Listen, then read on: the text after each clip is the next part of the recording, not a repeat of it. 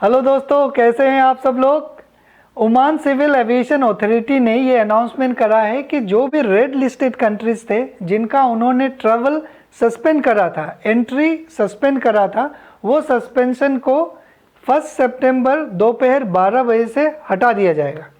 तो आज के इस वीडियो में मैं आपके साथ यही टॉपिक के बारे में डिस्कस करूंगा।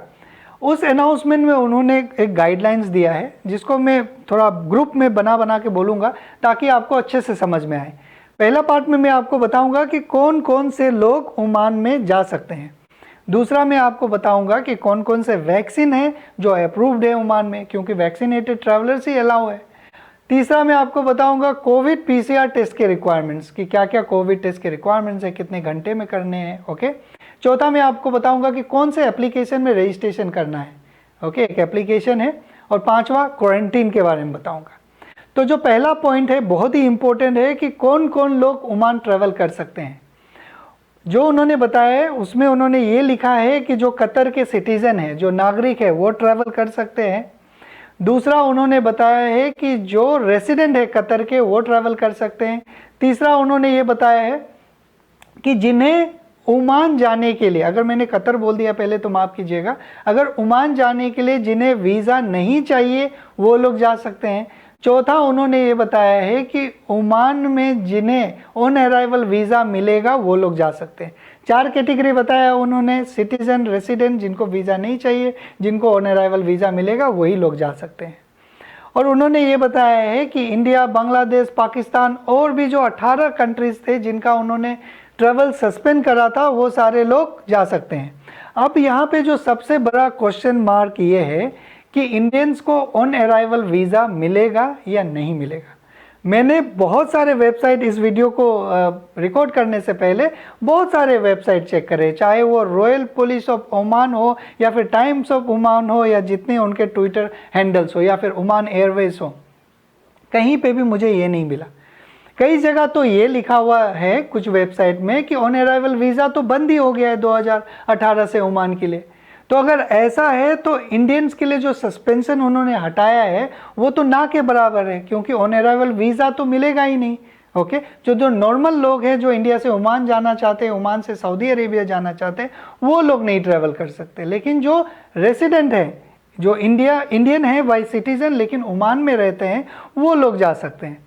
ओके, तो ये मुझे भी क्लियर नहीं है और आपको क्लियर होगा तो मुझे बताइएगा। मैंने रॉयल पुलिस ऑफ ओमान को भी ईमेल करा है, जो उनका हेल्पलाइन नंबर था। और आप अगर ट्विटर में अगर मेरे साथ कनेक्टेड हैं तो आपने देखा होगा मैंने उनको ट्विटर भी करा है। तो जब तक ये चीज़ क्लियर नहीं हो जाता कि ऑन अराइवल वीज़ा मिलेगा या नहीं मिलेगा, या फिर टूरिस्ट वीज़ा लेके आ सकते हैं नहीं आ सकते, तब तक आप लोग प्लान मत कीजिए इंडिया से ओमान और ओमान से सऊदी अरेबिया। ओके, ये तो था कि कौन कौन लोग ओमान आ सकते हैं। अब मैं बताऊंगा आपको कि कौन कौन से वैक्सीन अप्रूव्ड है, क्योंकि जो वैक्सीनेटेड लोग हैं वही ट्रैवल कर सकते हैं। जिन्होंने अप्रूव्ड, ओमान के द्वारा अप्रूव किए गए जो वैक्सीन है उसका कंप्लीट डोज लिया हो और दूसरा डोज से 14 दिन पार हो गया हो, वही ट्रैवल कर सकते हैं।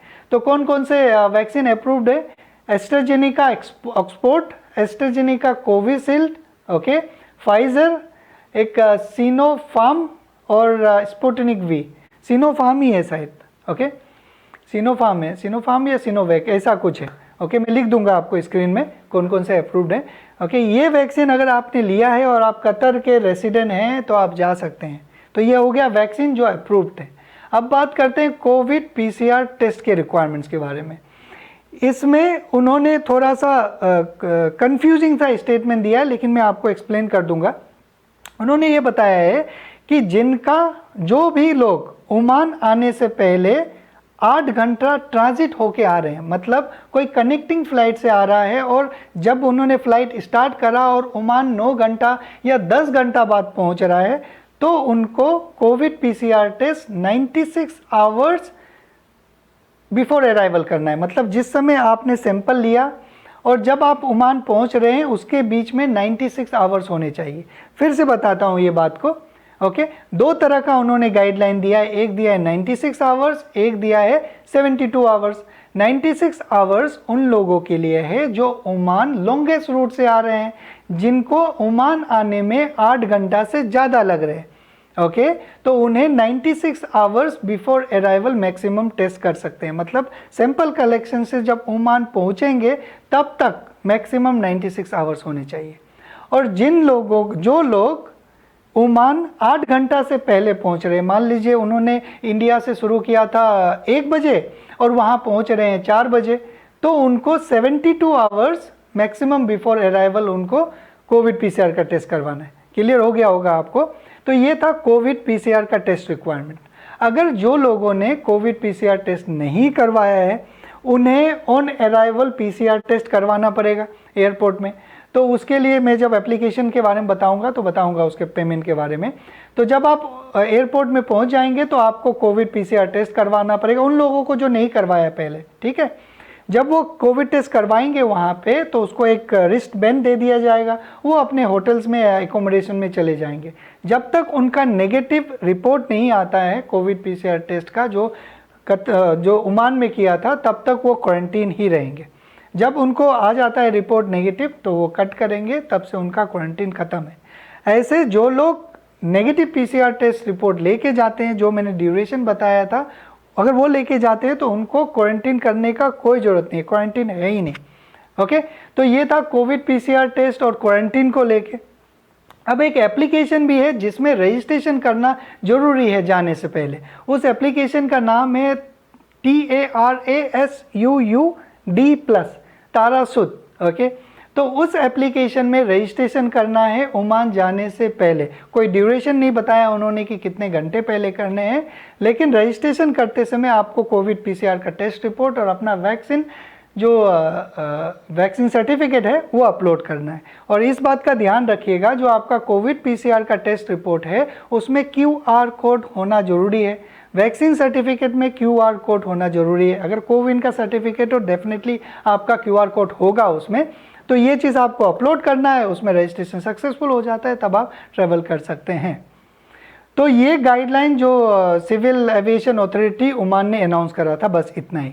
बाकी अगर आप ओमान जा रहे हैं तो और भी बहुत सारी बातें हैं, उसका ध्यान रखना है आपको इंश्योरेंस चाहिए। ओके इंश्योरेंस, लेकिन इसमें नहीं बताया है। जो नॉर्मल गाइडलाइंस है, जो नॉर्मल कंडीशंस में अप्लाई होते थे, उसमें आपको ट्रैवल इंश्योरेंस भी चाहिएगा।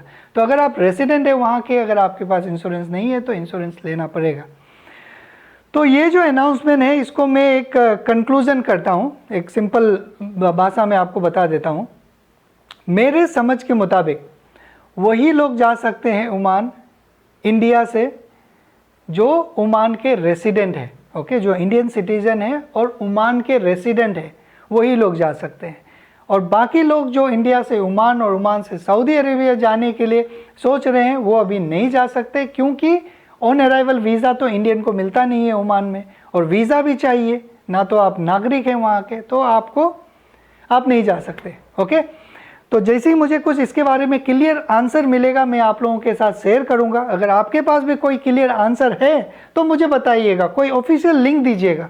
फालतू का बहस मत कीजिएगा मेरे साथ में कि भाई ये वो ऐसा वैसा, ओके गलत बोल रहा है सही बोल रहा है। अगर आपको पूरा राइट है आर्गूमेंट करने का, बहस करने का, लेकिन वो कंस्ट्रक्टिव होना चाहिए। कंस्ट्रक्टिव मतलब कोई वैलिड जस्टिफिकेशन दीजिए, कोई लिंक दीजिए जिसको पढ़ के लगे कि हाँ चलो ये करेक्ट गाइडलाइन है जो लोगों को बता सकते हैं।